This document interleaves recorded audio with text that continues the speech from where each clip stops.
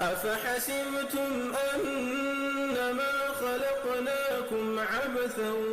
وأنكم إلينا لا ترجعون